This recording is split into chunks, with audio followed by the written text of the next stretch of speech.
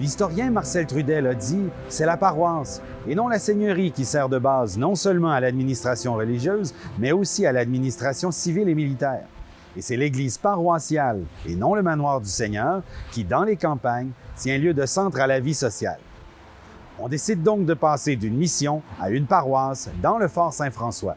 Le Fort Saint-François s'est positionné comme paroisse dès 1661. Alors que Pierre Boucher est envoyé en mission auprès de Louis XIV pour lui faire part du besoin urgent d'avoir de nouveaux colons pour la colonie, il sait que son fief sera exposé aux attaques des Iroquois. Sachant que les colons seraient heureux d'avoir une église au Fort Saint-François, il s'entend avec les Marguilliers pour leur vendre sa chapelle. Maintenant, les colons pourront se réjouir d'avoir une église en bonne et due forme. Déménagée en 1662 dans le Fort Saint-François et transformée quelque peu, la chapelle de Pierre Boucher demeurera le lieu de culte pendant près de 50 ans.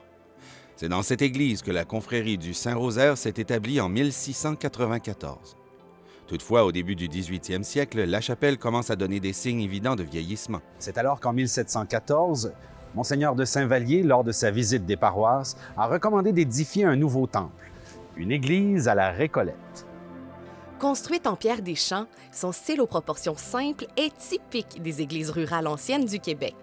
Ce type d'architecture se caractérise par une porte centrée avec un œil de bœuf au-dessus, mais celle-ci en a pas, un toit en pignon élevé, des largniers incurvés, le bas du clocher en hexagone et bien sûr le coq girouette au sommet de la croix.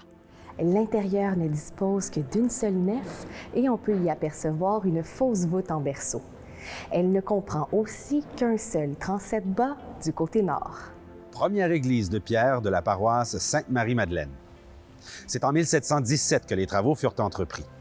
Bénévolement, afin de démontrer leur zèle, les gens du Cap ont commencé à ramasser des pierres, préparer et nettoyer le terrain, travailler les fondations.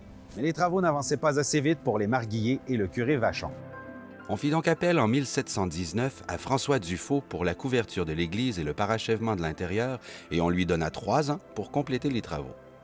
Il réutilisa le bois de charpente et les madriers de l'ancienne église, et avec l'aide de tous les paroissiens, on y célébra la première messe l'année suivante, soit le 22 juillet 1720, pour souligner la fête de Sainte-Marie-Madeleine.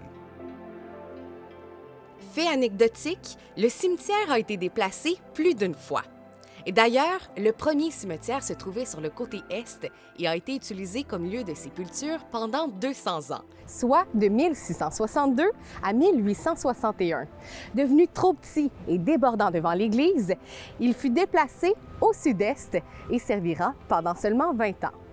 En 1893, Monseigneur Laflèche autorise un nouveau déplacement du cimetière à l'est-nord-est de la nouvelle église paroissiale et du monastère des Oblats.